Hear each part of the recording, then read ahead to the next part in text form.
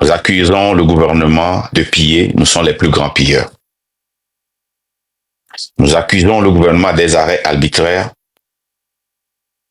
Nous arrêtons et nous enfermons arbitrairement nos frères et sœurs parce que nous pouvons. Nous avons le pouvoir.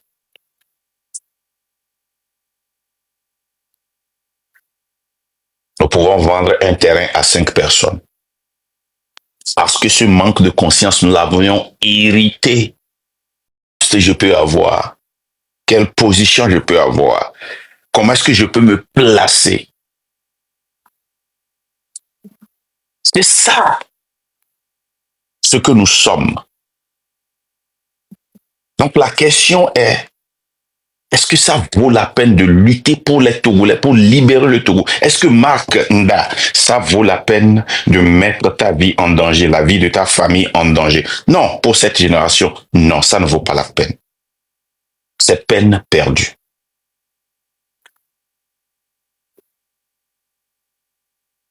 Le Togolais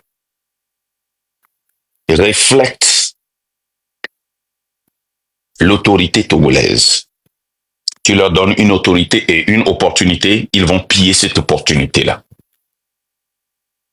Sans penser à demain, sans penser à l'avenir, sans penser à ceux qui viendront demain.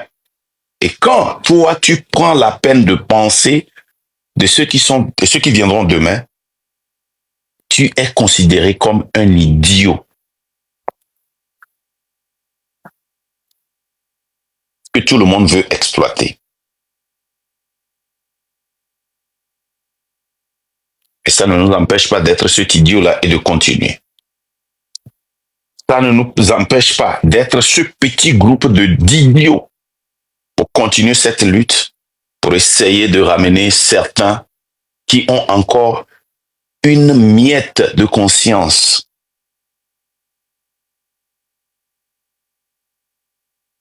Ça ne nous empêche pas de continuer par amener certaines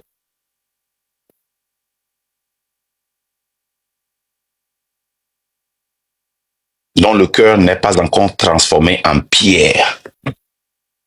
Certains qui continuent par sentir la douleur du peuple. Nous accusons le gouvernement de voler. Nous sommes les plus grands voleurs. Nous accusons le gouvernement de piller. Nous sommes les plus grands pilleurs. Nous accusons le gouvernement des arrêts arbitraires. Nous arrêtons et nous enfermons arbitrairement nos frères et sœurs parce que nous pouvons. Nous avons le pouvoir.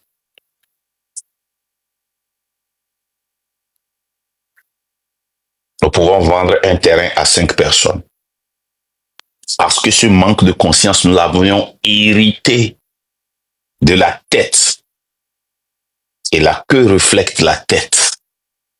Tu vois la queue, tu sauras que c'est un chat, c'est une panthère, c'est un lion, c'est un chien. Est-ce que nous sommes devenus? Expliquez-moi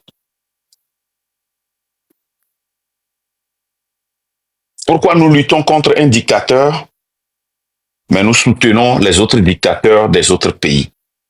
Parce que ça nous donne une opportunité.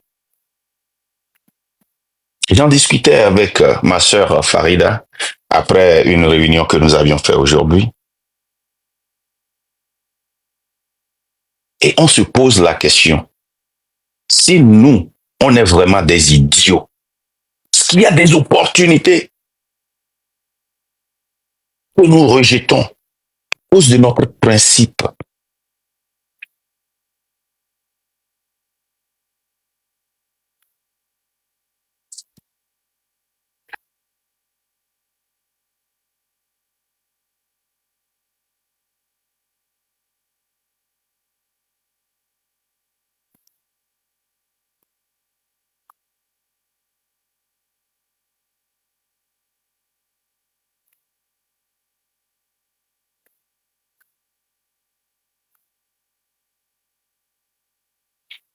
Une seconde, hein, les gars.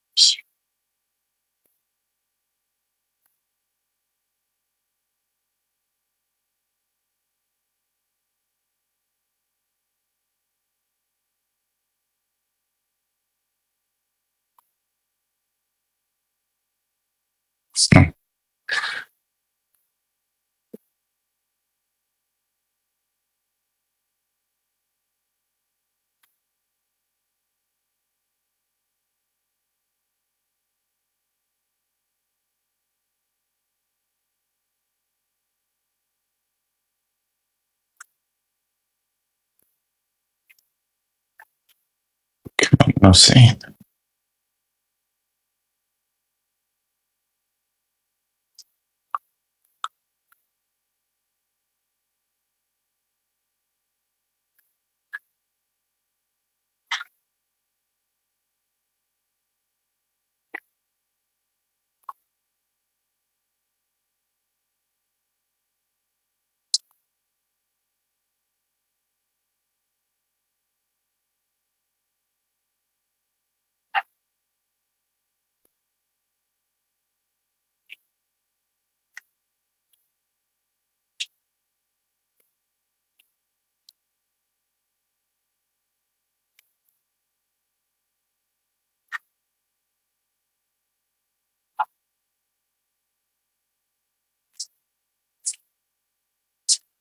Excusez-moi, je devais régler quelque chose de très rapide, et très rapidement.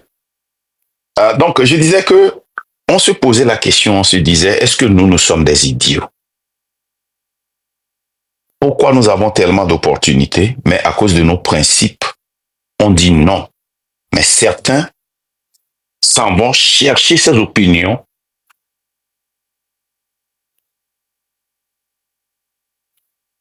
eux-mêmes.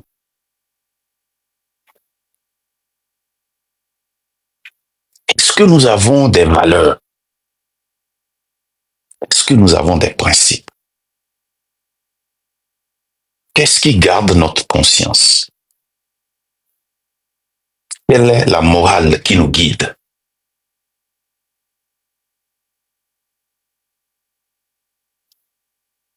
Le Togolais reflète le pouvoir que nous avons en place.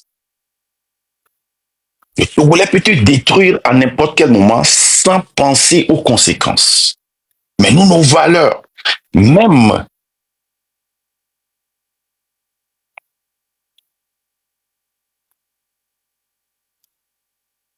chaque fois que nous faisons quelque chose, nous devons penser aux conséquences, peser ces conséquences, voir tous ceux qui seront impliqués avant de faire une décision. Quand on fait cette décision, on assume les conséquences.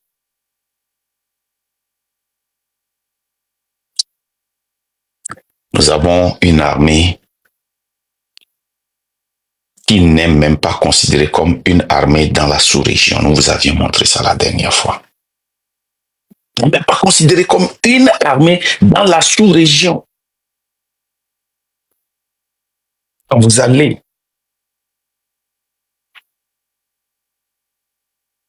quand vous allez et vous cherchez les puissances de l'Afrique, le Togo n'est même pas listé comme une armée. Quand vous allez dans les puissances du monde, le Togo n'est pas listé comme une armée. Les Togolais ne comptent pas. Pourquoi? Parce que le gouvernement, pour son propre profit, a transformé l'armée togolaise en une institution qui serve ses demise. Et maintenant, on amène des gens de l'étranger pour venir nous protéger. que nous avons destitué l'armée togolaise du point où on n'a même plus confiance en cette armée-là. Parce que l'armée n'est pas guidée par une morale, une éthique, une conviction. Elle n'est pas une armée républicaine. Elle n'est pas une armée patriotique. C'est pourquoi le Togo, le chef de l'État togolais, la vie du président de la République togolaise dépend des étrangers. Vous allez voir une vidéo, si la légende vient, taguez-moi dès que la légende arrive ici. Une vidéo qu'une de nos sœurs a jouée hier, que nous allons jouer aujourd'hui. Vous allez comprendre que quand Eyadema était mort en 2005, le journaliste a dit, je cite, la fin des coups d'État en Afrique. Ça veut dire que le Togo est une base utilisée comme un foyer pour préparer les coups d'État. À l'heure où je vous parle, les mercenaires qui ont été utilisés pour déstabiliser la Côte d'Ivoire sont toujours au Togo.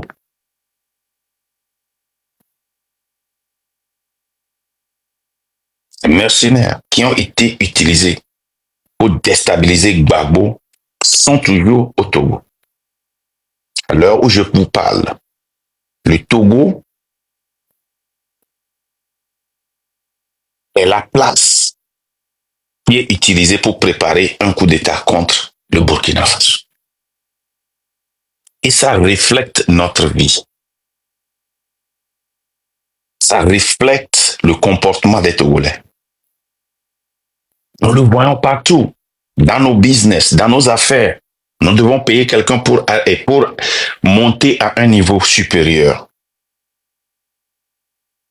C'est difficile de trouver quelqu'un qui est togolais, qui est devenu millionnaire ou milliardaire au Togo, sans avoir corrompu X ou Y. C'est devenu normal, nous l'avions accepté. Parce que notre gouvernement est un gouvernement corrompu. Et nous acceptons cette corruption. N'importe quel papier que nous devons faire au Togo, nous devons corrompre. N'importe quelle affaire que nous devons faire au Togo, nous devons corrompre. Et nous devons corrompre l'autorité pour enfermer nos frères et sœurs, pour terroriser nos frères et sœurs. Quand quelqu'un te doit, tu dois corrompre quelqu'un, même si tu as raison, pour te faire justice. Si tu es malade et que tu vas à l'hôpital et tu dois te traiter, que ce soit dans une clinique ou dans un hôpital public, nous devons corrompre. Nous devons corrompre avec les paroles, nous devons corrompre avec l'argent, nous devons corrompre avec les matériels pour pouvoir avoir un service adéquat. Sinon, même à l'hôpital, le docteur est capable de nous tuer pour montrer à l'autre que si toi tu ne le fais pas, ce serait ton tour. Vous aviez eu des témoignages ici. Nous avions eu des témoignages ici où l'ambulance a amené des gens à l'hôpital. Et pour des raisons X ou Y, l'ambulance ne peut pas rentrer dans l'hôpital. Et pour transporter la personne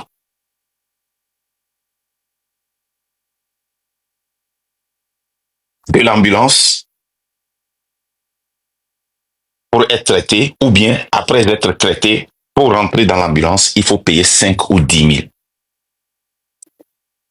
Ces deux personnes ont péri parce qu'ils n'avaient pas les moyens ou bien ils n'ont pas décidé très vite de corrompre.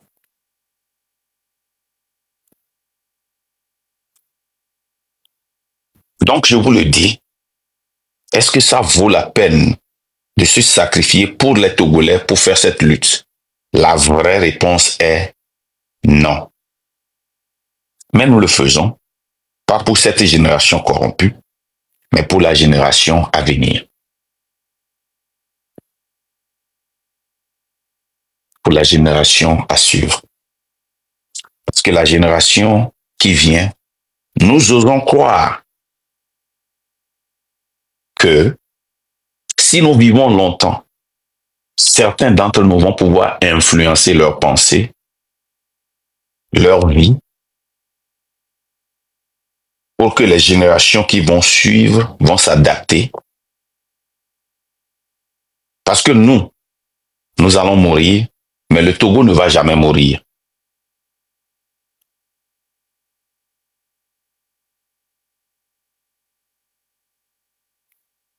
Nous allons partir, mais le Togo restera.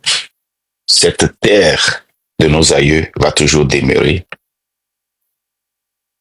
pour qu'une autre génération la prenne et la transforme.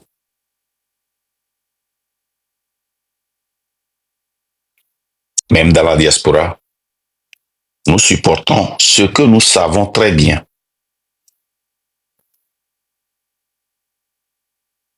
Que c'est un mal pour nos frères et sœurs.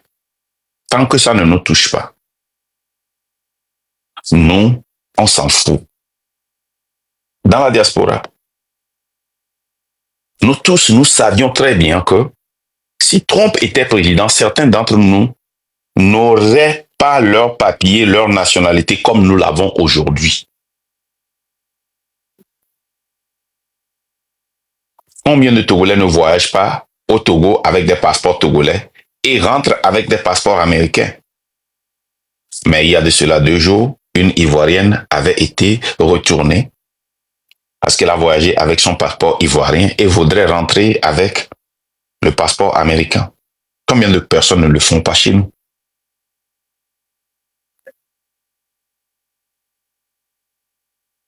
Combien de personnes ne sont pas restées ici avec un visa F1 ou ils n'ont pas eu à fréquenter? Combien de personnes ne sont pas venues ici avec de la loterie visa qui est suspendue maintenant?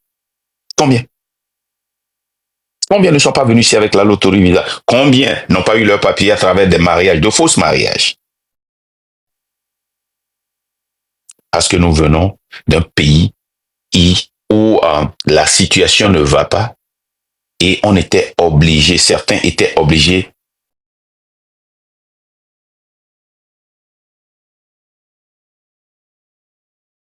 de mettre devant pour dénigrer, pour prier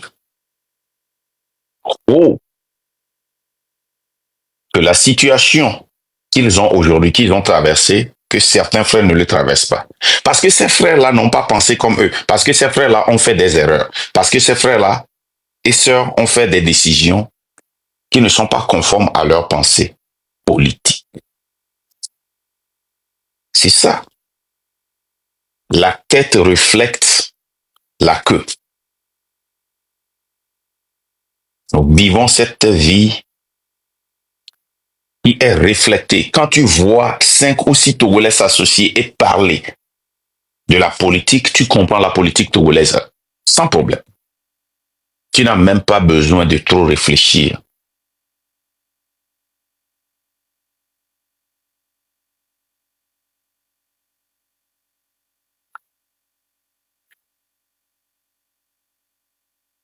Certains sont forcés à participer à cette lutte parce qu'ils ne mangent pas à la même table, parce qu'ils ont été renvoyés de la table. Et ceux qui ont toujours une place là-bas s'en fichent pas mal, même si leurs cousins, cousines, tantes, oncles, et pire encore, leurs enfants vont souffrir les conséquences. S'en fichent pas mal. Ils s'en fichent pas mal. Tant qu'ils mangent à la même table que le diable, tant qu'ils empochent leurs sous, tant qu'ils ont de bonnes maisons, que ce soit avec l'argent corrompu, l'argent volé, ils s'en fichent pas mal.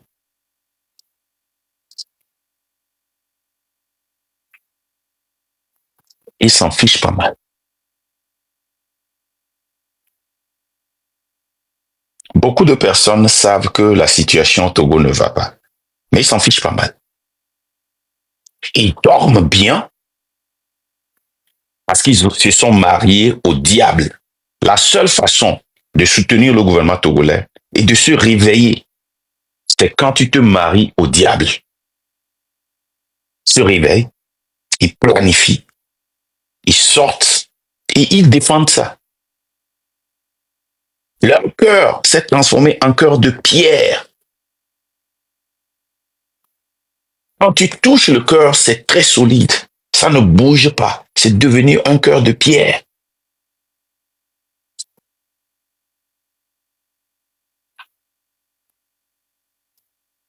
Ils s'en fichent pas mal.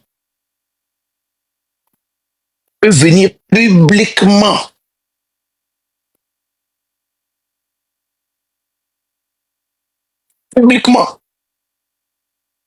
et défendre l'indéfendable. Ils peuvent accepter publiquement que ça ne va pas au Togo. Mais c'est ça que nous allons défendre. Vous prenez le cas de cet enfant d'ancien ministre Rodney Foster. Quand tu vois la famille de Rodney Foster, la majorité d'entre eux luttent contre ce pouvoir. Mais cet enfant-là, qui est né avec une cuillère d'or, se promène parce qu'il n'a rien à faire, se promène de live en live pour dénigrer, insulter, mentir. Nous voyons des gens qui ont eu la chance de sortir pour se chercher. Des gens qui sont en stage, comme les Mao, ils se promènent pour insulter, dénigrer leur cœur. Ils se sont mariés avec le diable. Ils n'ont plus de cœur. Vous ne montrerez jamais une vidéo où ils sont avec le peuple. Pour eux, toujours, le problème du gouvernement, c'est il faut accuser le peuple. Il faut accuser la jeunesse. La jeunesse ne travaille pas assez. La jeunesse, elle est inconsciente. La jeunesse ne veut pas étudier. La jeunesse ne veut pas faire d'efforts. Mais quand vous prenez ces deux-là, c'est deux cas différents. Un est né avec la cuillère en or parce que son papa a volé notre argent. Son papa s'est accaparé des biens du Togo pour le mettre là-bas. Et l'autre qui s'est démerdé pour aller là-bas et se chercher, mais qui s'en fiche pas mal de ceux qui sont au pays. Il oublie d'où il vient. Il y en a plein.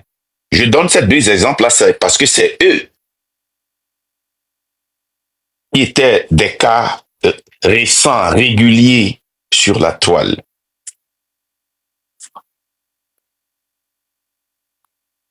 Qu'est-ce que nous sommes devenus?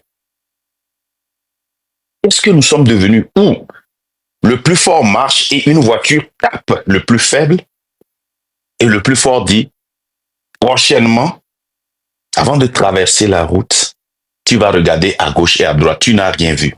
Et il passe.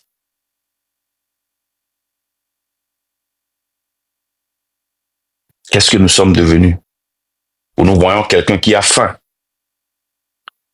Mais nous disons, c'est parce que tu es paresseux. Va chercher à manger toi-même. Sachant très bien qu'il n'y a rien au pays. Sachant que nous qui sommes à l'extérieur, nous ne pouvons pas rentrer et s'installer au Togo pour faire le même métier. Les avocats, ceux qui sont des avocats à l'extérieur, ne peuvent pas rentrer pour travailler au Togo comme des avocats. Les maçons ne peuvent pas rentrer pour devenir maçons au Togo. Les carpenters, les cuisiniers. Les gens sont des cuisiniers aux États-Unis, en France, en Allemagne, au Japon, en Chine, ont des voitures de luxe, ont des villas, ont des mansions au Togo. Les gens sont des serveurs ici. Des gens nettoient le cul des vieux et vieilles personnes ici, mais ont des mentions au Togo. Quand ils rentrent, ils sont considérés comme des dieux. Qui parmi vous peut nettoyer le cul des vieux et vieilles au Togo pour s'acheter une moto? Qui? Combien au Togo peuvent aller cuisiner pour quelqu'un, pas être le chef cuisinier, et s'acheter une moto?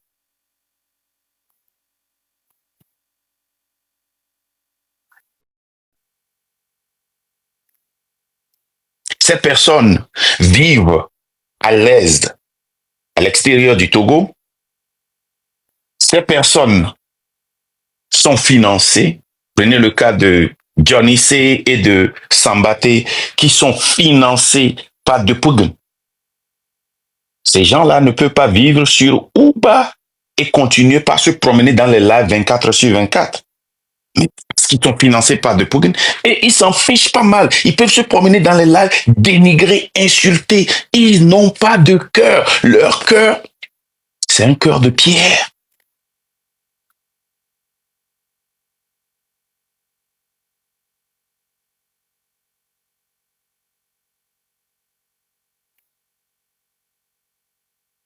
Se promènent pour dénigrer, insulter, rabaisser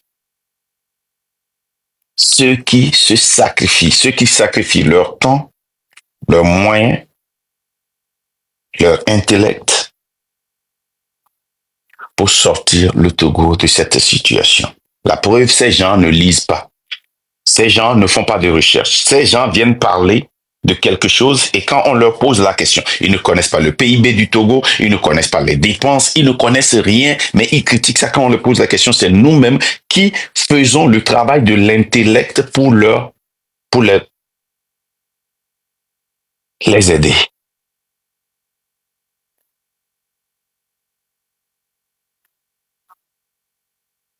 Hier, un autre farfelu, un jeune farfelu, dit que ils ont un mouvement. Et le mouvement, c'est Togo Voyage. Ils vont commencer à partir d'aujourd'hui ou bien à partir de lundi à voir les gouverneurs. Ils savent que ça n'a pas marché. Et on demande, ce mouvement, est-ce que c'est un centre de voyage ou bien, oui, c'est un centre de moi. Un centre de voyage est devenu un mouvement. Et ces gens-là font partie de l'UNIR. Et leur solution pour le Togo qui est pillé, qui est volé, le Togo qui est sans justice, le Togo où on enlève des gens en pleine journée, qu'on enferme les gens meurent chaque jour. Dans ce Togo-là, c'est Togo Voyage qu'ils ont créé comme mouvement pour sortir la jeunesse du problème. En travaillant avec ces gens-là et en pillant encore nos biens. Bientôt, ils vont dire que le chef de l'État leur a donné tel argent, le gouverneur leur a donné 10 millions pour aider les jeunes à voyager. Et ils font voyager une personne et le reste, ça rentre dans la poche. Et qui est cette personne qui font voyager? Entre eux-mêmes. Il y a un qui s'appelle Actu Togo ou bien Actu quelque chose comme ça. Un gars, quand il part, tu sais que lui, il est prêt même à tuer pour garder, unir. Si tu te poses la question, tu t'assois, tu regardes ces jeunes. Je vous dis que certains d'entre eux, quand nos amis rentrent au pays, ils prennent Zemidian pour aller demander de l'argent. Mais ces gens-là sont sur TikTok matin, midi, soir pour défendre l'indéfendable.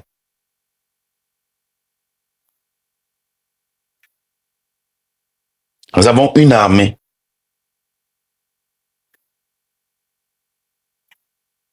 où les soldats, à la sortie du boulot, sont obligés de bloquer une route pour avoir de la nourriture sur la table, d'aller demander de l'argent pour mettre de la nourriture sur la table, d'aller prêter de l'argent et durant toute leur carrière, c'est de payer à la banque, vivre dans des maisons où ils ne peuvent pas tout payer. Et quand ils finissent de payer, c'est qu'ils sont vieux et sont prêts à mourir. Même chose pour les policiers, la même chose pour les gendarmes. Certains policiers et gendarmes, douaniers, n'auront jamais de maison s'ils ne volaient pas de l'argent de la douane, s'ils n'arrêtaient pas les gens pour collecter de l'argent.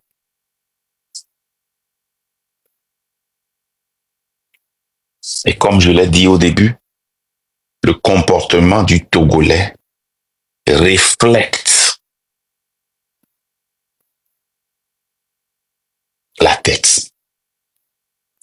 Qu'est-ce que la tête? Nous vous avions montré ce bulletin de paye et la retraite. Ça reflète la tête. Où le salaire d'un officier est de 486 904 francs. Cet officier, c'est quel est son nom? Adénion Kodjot Tro Fogan.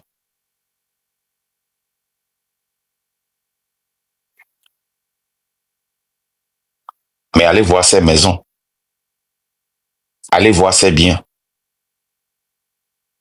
Quelqu'un qui gagne moins de la moitié de 1000 $. Allez voir ses biens. Allez-y voir.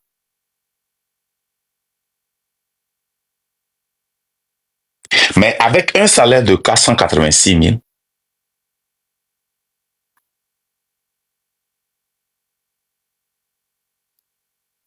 il a pu collecter, seul en indemnité, 903 000, soit 186% de son salaire.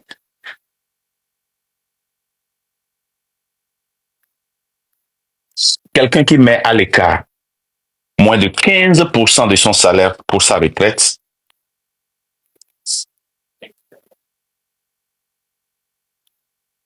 prend 68% de son salaire en retraite.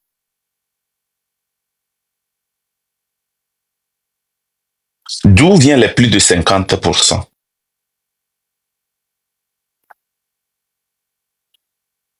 Et même quelqu'un qui gagne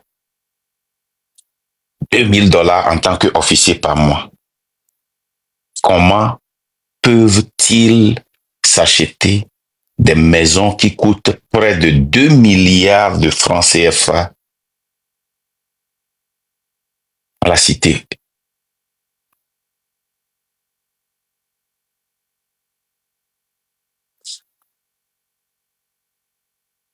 C'est là que tu te poses la question.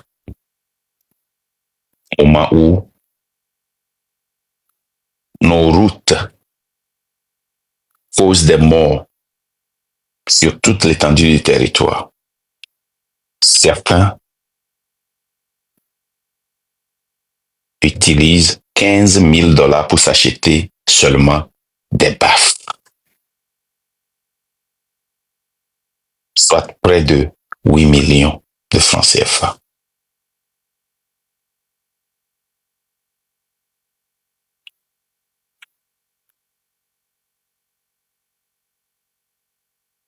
Qu'est-ce qui est normal au Togo? Qu'est-ce qui est normal? Dans quel pays autre que le Togo on arrête des gens et on les condamne avec des preuves imaginaires? Et quand on dit preuve imaginaire, ce n'est pas une condamnation de 2 semaines, ce n'est pas une condamnation de 2 mois, ce n'est pas une condamnation de 2 ans. Nous parlons de 10 ans. Quelque chose qui va déstabiliser toute une famille. Mais on ne prend pas la peine de présenter des preuves. On a des juges qui sont totalement corrompus. On n'a pas de juges au Togo. Les garants de la loi, ça n'existe pas. Les députés corrompus travaillent pour le chef de l'État. Nous parlons de 3 gouvernements et maintenant on n'a qu'un seul gouvernement.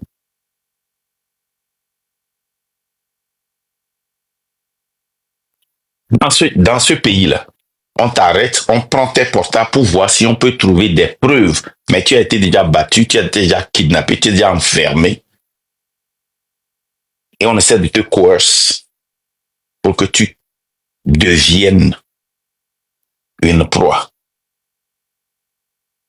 Quelqu'un te hait, tu dis quelque chose sur quelqu'un, même si c'est une vérité que la personne n'aime pas. L'accusation commune, diffamation de caractère. Le mot diffamation n'a plus de sens au Togo. Le mot diffamation veut dire appelle mon nom. Le mot diffamation veut dire parle de moi maintenant au Togo. C'est-à-dire le nouveau dictionnaire togolais a changé le sens de diffamer.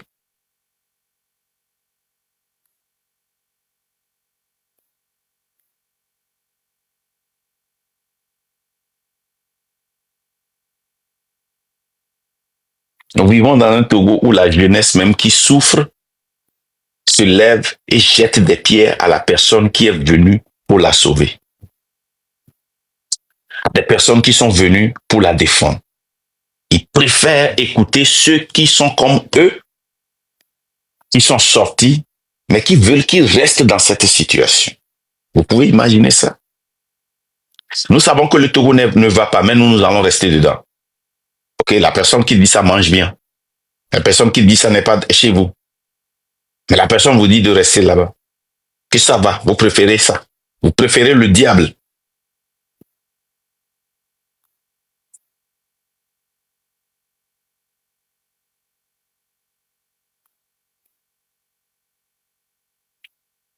C'est dans ce pays que nous vivons.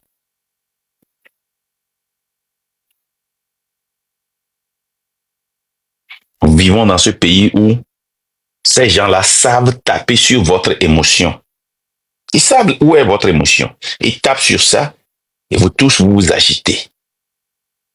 Ce pays qui va si mal, un bilan de 20 ans, aucune personne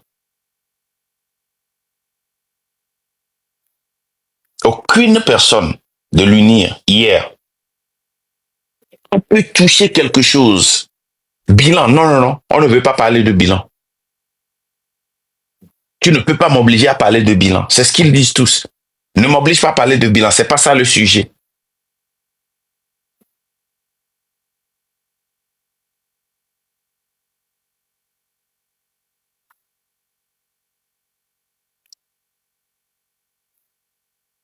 C'est pas ça le sujet. Ils ne peuvent jamais venir vous donner un bilan. Nous sommes dans un pays où le gouvernement n'a pas peur de sortir des rapports qui l'incriminent, mais qui s'en fiche pas mal et qui ne va jamais l'expliquer.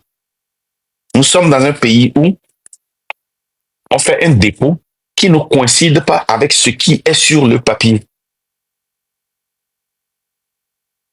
Tout ce qu'ils ont listé comme norme, tu ajoutes ça. Ça ne correspond pas avec ce qu'ils ont sur le chèque. Si tu serais les taxes, ça ne correspond pas. Mais ça va. Nous sommes dans un pays où, nous sommes dans un pays où, sur la fiche de retraite, on peut dire que tu n'as pas d'enfant, mais on te dédommage pour cet enfant-là.